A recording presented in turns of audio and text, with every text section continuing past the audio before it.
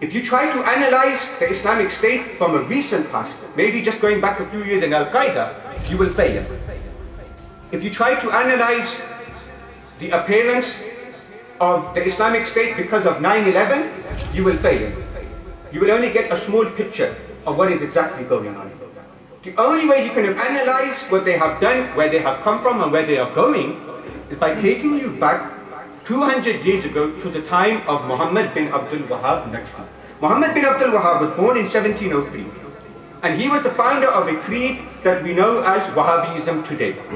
He was born in an area called Najdi, and in essence what he fought and what he believed is that he began to teach this idea that the mainstream Muslims, they had strayed away from Tawheed, and through their Sufism, through Tasawwuf, they had actually started committing shirk. Even in his youth, his extremism was spotted.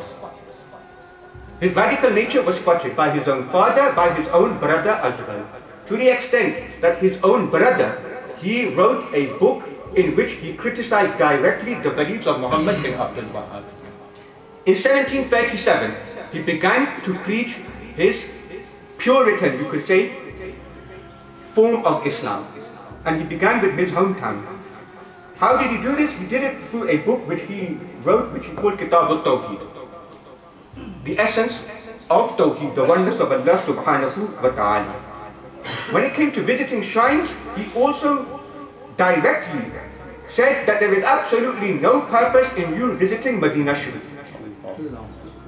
He told the Hajis that when you go on Hajj, then go to Makkah Sharif, perform the pilgrimage, and then return home. There is no purpose in visiting the final place of Sayyidina Rasulullah sallallahu alayhi wa sallam. In order to show the ordinary nature of our Prophet alayhi salatu wa salam, he discouraged people from sending salawat upon him. He didn't like this. And as we go on, we will talk about this in more detail. Instead, what did he give preference to? He gave preference to the ritual. Salah, salah, salah. That perform salah, if you don't perform salah, then you become a kafir. So he gave the ritual utmost importance, the spiritual he had no time for whatsoever. Even the madhab system, which had been successful and is still successful today for the last 1,000 years, he totally disowned it. This whole idea of takfir, it was taken very seriously. It is remember the Prophet sallallahu alayhi wa sallam, he warned us about calling other people kafir without any evidence whatsoever. And you know very well what that warning was, that if you accuse someone of kufr, and he himself is not a kafir, then what happens? It returns upon him. He broke that tradition, and he began calling people kafirs when they accepted his version. Then they said, only now that you have become a Muslim. If people did not accept his version, what did they do?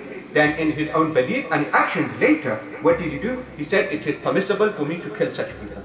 It is permissible for me to violate their women. It is permissible for me to confiscate their property as well. And by 1788, they controlled most of the region. How did they do this? Brute force, violence, bloodshed. You are a Sunni, you go to the Mizar, you are a kafir, we are allowed to kill you. We take your women, we take your property as well. And moreover, they gave it a term jihad as well. They said that look, what we're doing is not brutality and it is not bloodshed needlessly, rather this is jihad in the path of Allah subhanahu wa ta'ala. Soon their power grew and grew. By 1800 they had control of most of the Saudi Peninsula.